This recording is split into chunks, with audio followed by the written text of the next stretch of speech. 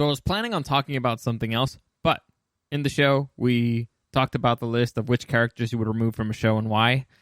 So I gotta address that. Welcome to the newest episode of SDW. Super Dario World! It's a me, Dario! Woohoo!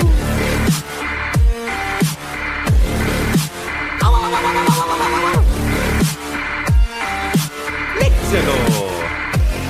All right, so before I get into that, let me just give a quick reminder. Any comments, questions, or suggestions, you can find me at Dario the Show on Instagram or at Super Dario World on Instagram. Also, follow my Facebook page, Super Dario World. I update everything there. The final, well, not final round, I guess the championship round has started for the Marvel Madness tournament. It is Spider-Man taking on Wolverine. No, number 1 seed Spider-Man taking on number 2 seed Wolverine. The voting ends Friday, April 24th at 8 a.m., so I'll probably break that down tomorrow. I was planning on doing it today, but I actually want to get a little bit deep into it. I may even make a mock match in my head. I don't know. We'll see. But I'll talk about that some other time. Give you my prediction. But let's... and also, I saw this hysterical piece of news. I just want to share it real quickly. For those of you who haven't read it or didn't know about this, Bill de Blasio, the mayor of New York, who's widely considered to be the worst mayor in the U.S. right now because of the whole Corona thing. The dude who... that dude's an idiot. That guy, he thought that he released prisoners from prison. He released criminals from prison because he was like, his logic was, well, we don't want them to get sick, and get more coronavirus in there, even though, they're technically quarantined in there, but whatever. He released them, and then he was shocked when it turns out that the criminals committed crimes, and he was like, "What? Who saw that happening?" That guy, that gem. I just saw this piece of news, and I could not stop laughing. So a few days ago, he announced that he was going to set up a line for any New Yorker to take a picture. If you see somebody's not social distancing. You could take a picture of them and send them to the authorities, and then they would send the police over there to make sure, like, hey, you rascals, you go back to social distancing and whatnot. So basically, he created a line for narcs, right? Within a few hours, that line got flooded with memes and dick pics. And I mean, flooded with dick pics, which is fucking hysterical. It's not all heroes wear capes, man. Not all heroes wear capes. And this is just awesome. I'm not a fan of the dick pic in general, but this is just hysterical. Talk about, using unconventional weapons against your enemy. And here's the beauty of it. Here's, for me at least, the best part. They didn't shut it down. So they have to filter them before they send the information, to the authorities. So that somebody has a job that consists of having to go through a whole bunch of dick pics. Taxpayers in New York are paying for a person to watch dick pics all day. Oh, man. Government dollars, hard at work. I just wanted to share that. That made me happy. America's just the best. Honestly, it's the best. Modern problems require modern solutions. Definitely. Dick pics to the rescue. Anyway, so as I was saying before, in the show this morning, Rock 105.3's morning show, we were breaking down a list that I'll read you the title. Which character would you remove from a show and why? And I was very, very upset with this list because first off, it got a lot of characters wrong. Secondly, I will reread you the title. Tell us now, which character would you remove from a show and why? And for some reason, there's movie characters in here, so they aren't even following their own rules. The Cracked is Cracked.com is a bunch of idiots, apparently. But it brings up a few interesting characters, so I'll go through them, and I'll mention some of the ones that I don't like. Like, for example, off the top of my head, Orange is the New Black, the main character, Piper, hated her. She was so boring. She was the worst character in there. And I want to talk about, I was also planning on talking about character versus theme this week. I may do it on Thursday after I do the superhero breakdown. But anyway, that's neither here nor there. Another character I really hated Marissa Cooper from the OC. Hated her. I was not a fan. She brought all the drama, but the problem is that it wasn't even fun drama. It was just annoying. So I only liked her when Olivia Wilde was there, and so it's like, and they were a lesbian couple. That was great. Other than that, I could have done without her. Who else? Dawson from Dawson's Creek.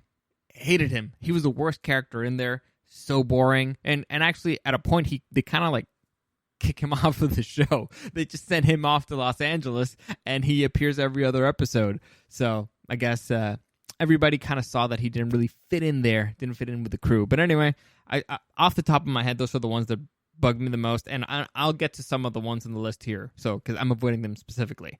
But let's start with number 15. 15, we have Manny from Modern Family. Modern Family in general has gone downhill, and it was after the kids grew up, they're not, cute anymore. It's not as funny anymore, and Manny is the epitome of that. He's just annoying, snarky, know-it-all. Very similar to kind of what happened to Stewie from Family Guy, but he's still at least a little bit funny. But no, Manny is just annoying. Really, really pretentious would be the best word for it. And so when it was cute for a little kid, as a teenager, as a grown-up, not so much. It's a pretentious a-hole. Number 14, we have Ron Weasley from Harry Potter. And this is just insanity. So I'll read you the excuse that they put in here.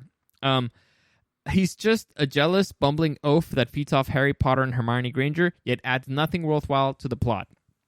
So, harsh words for Ron. Ron does a whole bunch of important stuff throughout this. Actually, one of my main issues is at least in the movies, I'll stick to the movies alone, is that in the first half of Deathly Hallows, the MVP there is Hermione, clearly.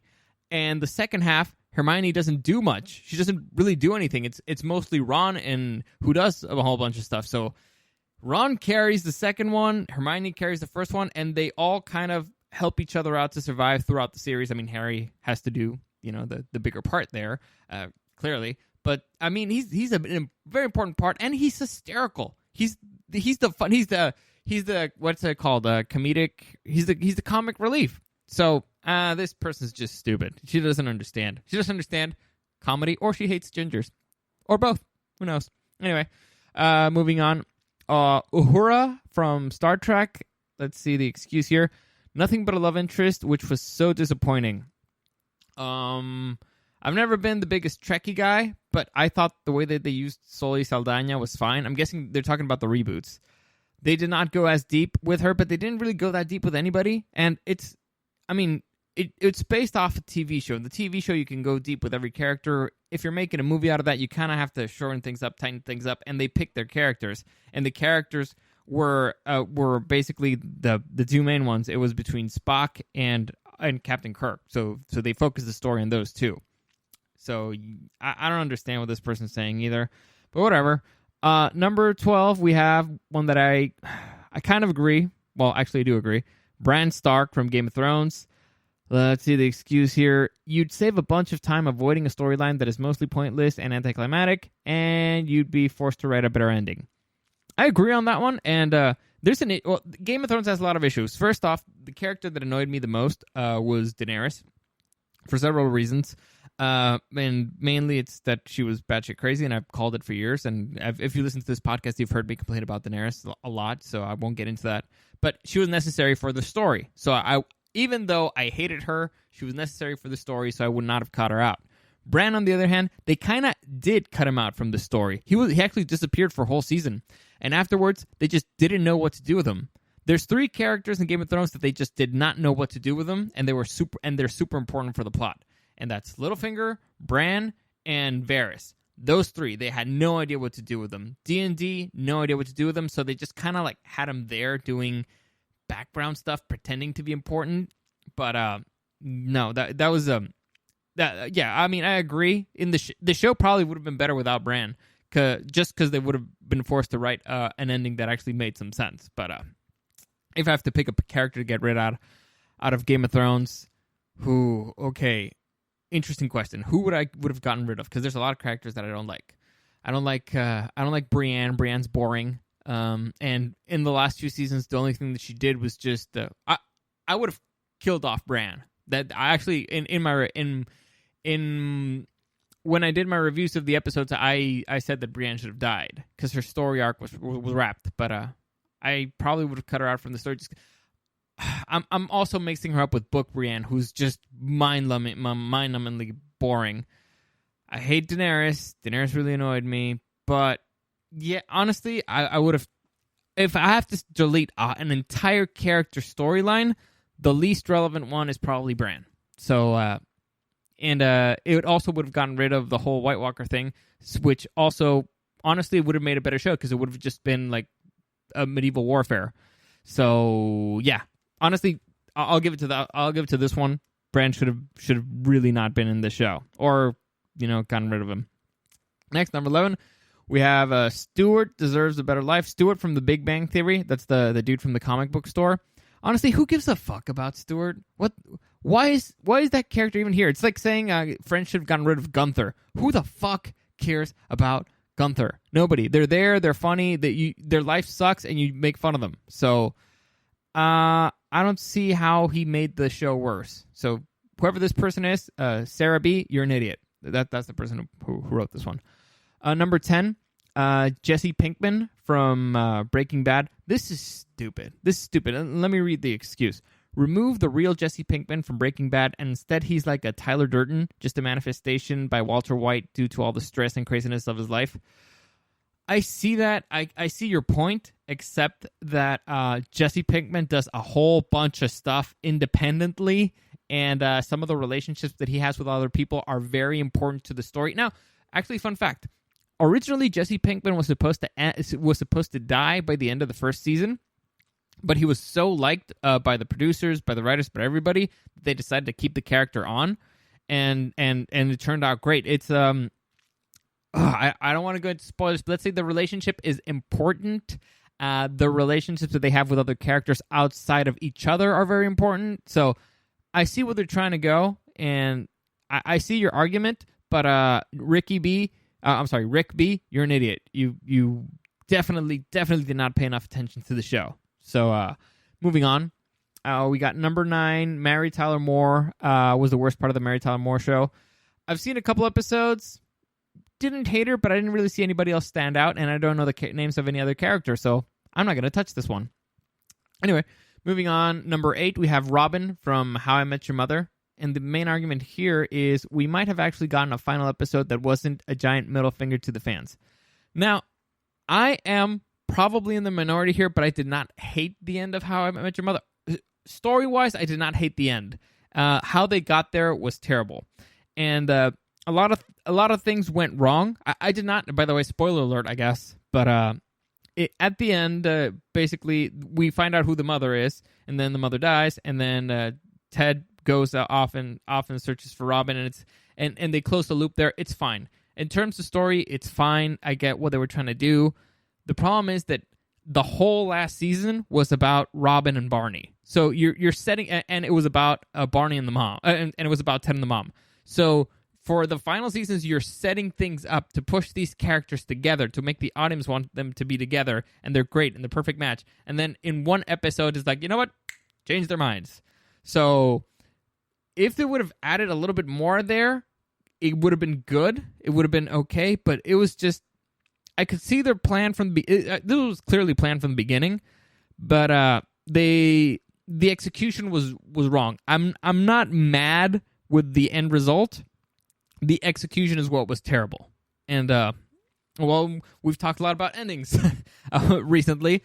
Endings are very important. People were not satisfied with. Let's say in here, how would I say? I used the example the other time about the waiter just shoving dessert down your throat, and they're like, that was too quick. Let's see. I'll try to think of an example for this one, because there's got to be some kind of food-related example for it. I'll think about it for a few minutes. Next one, we got number 7. We have Gaius Baltar from Battlestar Galactica. Now, here's the thing. By the way, here's the argument. I always felt awkward and embarrassed for him because he would look like he was having conversations with himself or worse. Okay. That was the point of his fucking character, you idiot.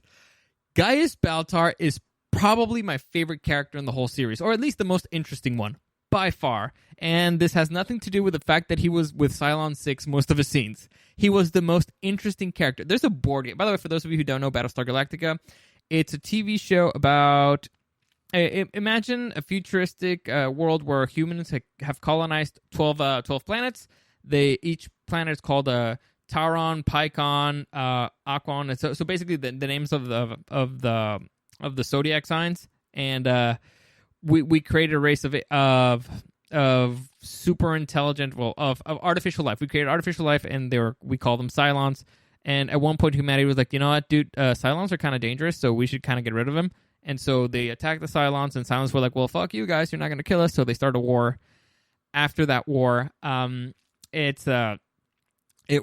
kind of where the show starts. They found a peace agreement because Cylons were like, all right, we can just go into deep space and they'll never chase us. And humans were like, oh, fuck, if they go into deep space, we don't have the resources to follow them forever, so let's just make a truce. So they made a truce. Truce has been going on for a few years, and all of a sudden, Cylons come back. It turns out that Cylons found a way to make themselves look completely human. They infiltrate the whole bunch of governments, sabotage a whole bunch of weapons, set off a whole bunch of nukes, and kill like 99% of humanity in a single blow. And so Battlestar Galactica is a ship that was about to be turned into a museum.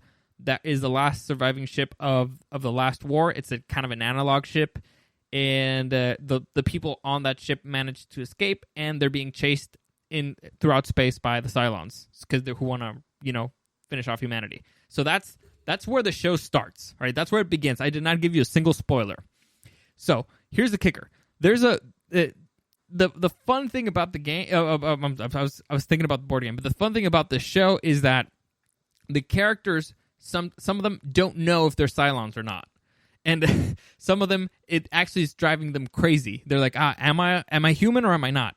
Because Cylons do this thing where they created an artificial Cylon, and they send them to infiltrate, but they don't know they're a Cylon, and at one point they might just be activated randomly. And so people live in fear of that, because you might think that you're a human, but all of a sudden one day a flip switches and you're not. So certain characters are dealing with that. Gaius is one of the characters that's dealing with that, and it's fascinating because even it's either he's a malfunctioning Cylon or he's just a batshit crazy human being. And his acting is hysterical. He's one of the best characters there. So the fact that this person looks like he's having conversations with himself, that's the fucking point, you dumbass. I hate people that just don't understand things. By the way, highly recommend Battlestar Galactica. It's one of the best sci-fi shows I've ever seen. It's one of the best shows in general. At the end, again, some people have issues with the ending. I actually liked it. I thought it wrapped things out perfectly, but, to each his own.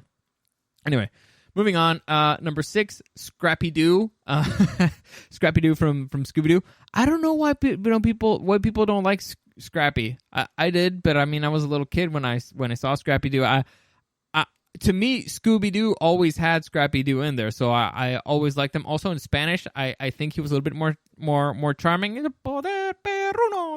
So I have really no issues with Scrappy, but I guess there's a lot of hate for him out there. I don't know.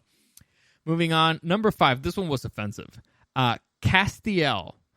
Castiel from Supernatural. And apparently the writer here he's a useless nuisance, and he's been salted and he should have been salted and burned a long time ago.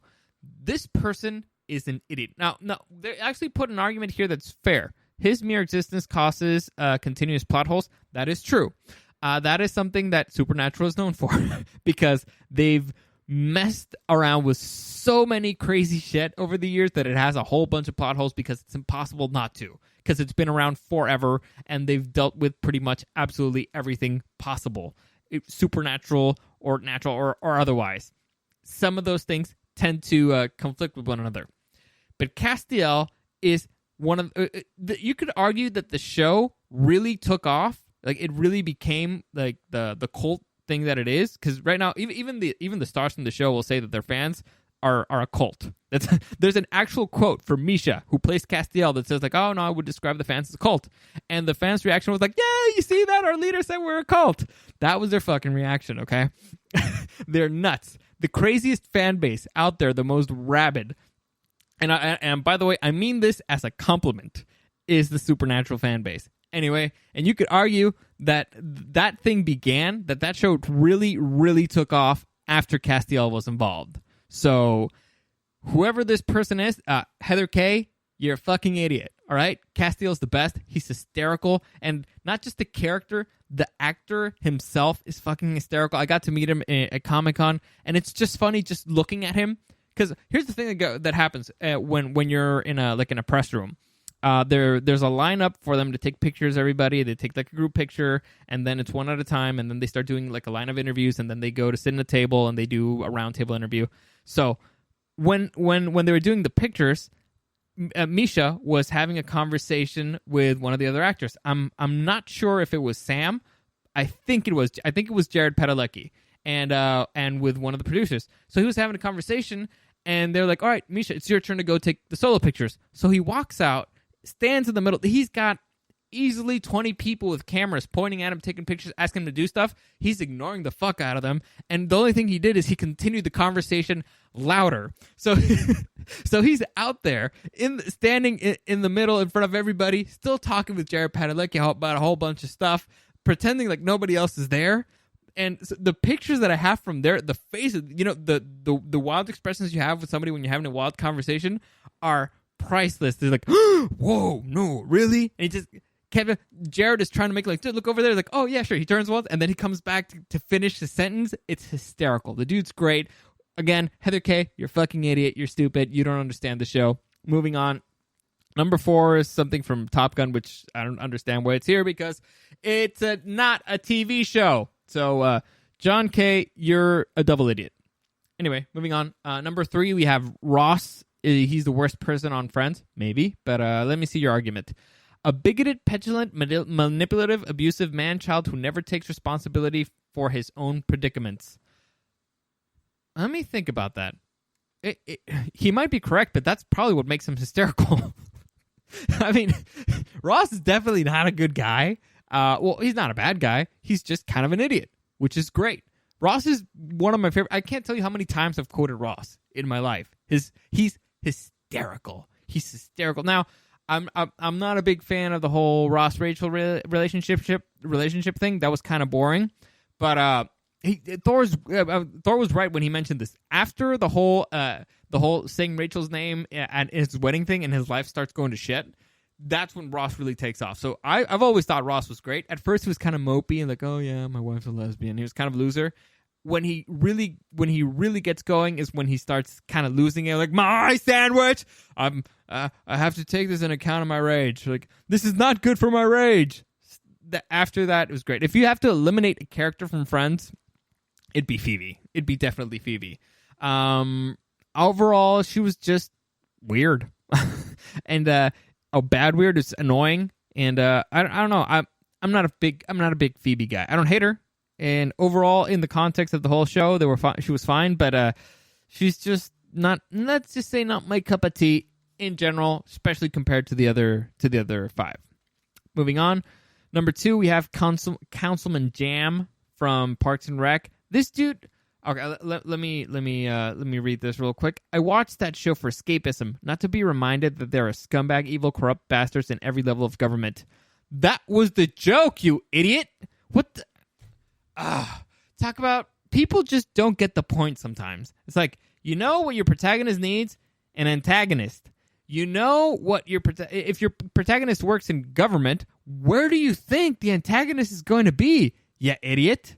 It's the dude was a caricature of the people you hate, of the scumbag, evil, corrupt bastards in every level of government. That was the point. You're missing the point here, Adrian A., you dumbass.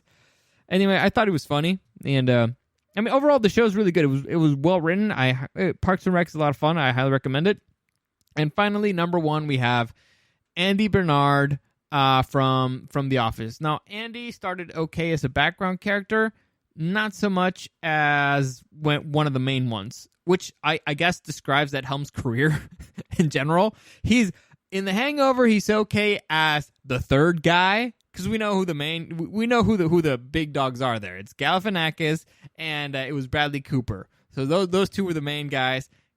Ed Helms was just kind of there, but same thing applied for The Office. It's fine when Steve Carell was there because he was just a background character. He had 1 or 2 throwaway lines that were funny. The Nard Dog. It's fine when John Krasinski was was there more. But as John Krasinski stepped down a little bit, as Steve Carell left, he just got more and more annoying. So unfortunately, it's a metaphor for his career, because apparently Ed Helms is a background character. He's not a main guy.